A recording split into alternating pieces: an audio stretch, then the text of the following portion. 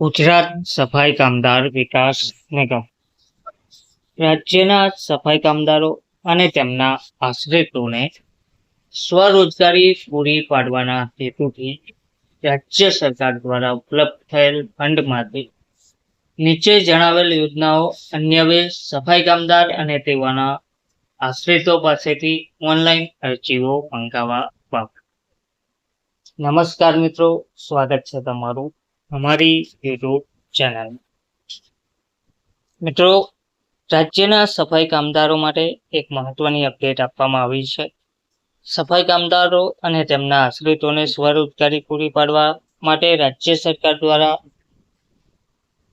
જે રાજ્ય સરકારને ઉપલબ્ધ ફંડ મળેલ છે તે ફંડમાંથી નીચે જણાવેલ યોજનાઓ અન્વયે સફાઈ કામદાર અને તેઓના આશ્રિતો પાસેથી ઓનલાઈન અરજીઓ મંગાવવામાં આવી રહી છે. જેમાં યોજનાનું નામ છે મહિલા સમૃદ્ધિ યોજના MSY. અંદાજિત યુનિટ 50 યુનિટ કોસ્ટ વધુમાં વધુ રૂપિયા 1 લાખ મળવાપાત્ર રહેશે. ઓનલાઈન ફોર્મ ભરવાની તારીખની વાત કરવામાં આવે તો 1/7/2026 થી 31/7/2026 સુધીમાં અરજી ઓનલાઈન ફોર્મ ભરી શકાશે. બીજું છે માઇક્રો ક્રેડિટ ફાઇનાન્સ યોજના MCF, જેમાં અંદાજિત યુનિટ 50 છે. તેમાં પણ યુનિટ કોસ્ટ વધુમાં વધુ 1 લાખ છે. વ્યક્તિગત લોન યોજનામાં 50 unit 2 lakh unit cost. Passenger auto રિક્ષામાં 50 અંદાજિત યુનિટ 3 લાખ સુધીનું યુનિટ કોસ્ટ.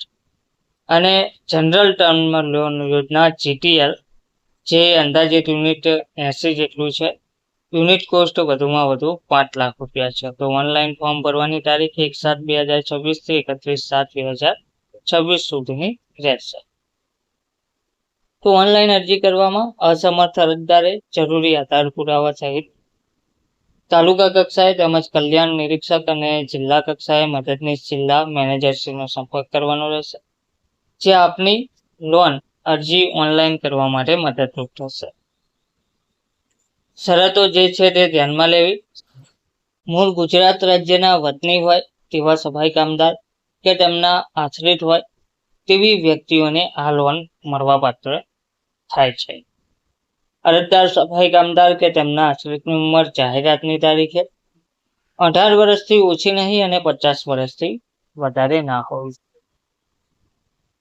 BPL, વિધવા, નયકતા, વિકલાંગને અગ્રિમતા આપવામાં આવશે. મહિલા લાભાર્થીને અગ્રિમતા આપવામાં આવશે. વાહન માટે અરજી કરનાર જાહેરાતની તારીખે વાહન ચલાવવાનું પાકું લાયસન્સ ધરાવતા હોવા જોઈએ. સમયસર હપ્તા ના ભરનાર લાભાર્થી પાસેથી 2% દંડનીય વ્યાજ લેવામાં આવશે.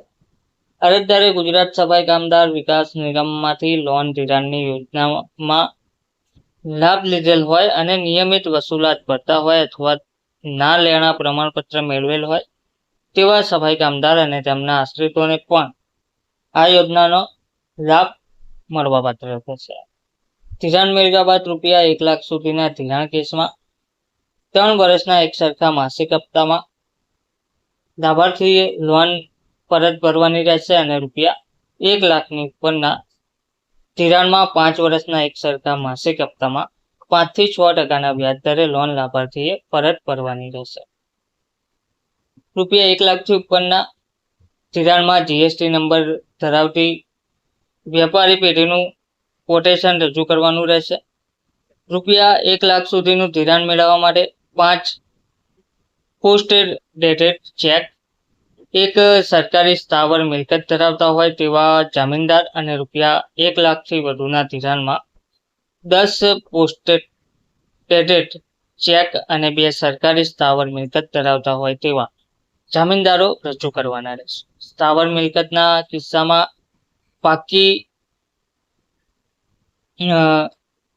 ગ્રામ નમૂના નંબર 2માં ઓછો પાડી રજૂ કરવાનું રહેશે. લોન મંજૂરીના પસંદગી પાત્ર મળેથી નિયમો અનુસાર સામાજિક આધાર પુરાવાઓ સમય મર્યાદામાં રજૂ કર્યા હશે તો જ ધિરાણ મેળવવાને પાત્ર રહેશે.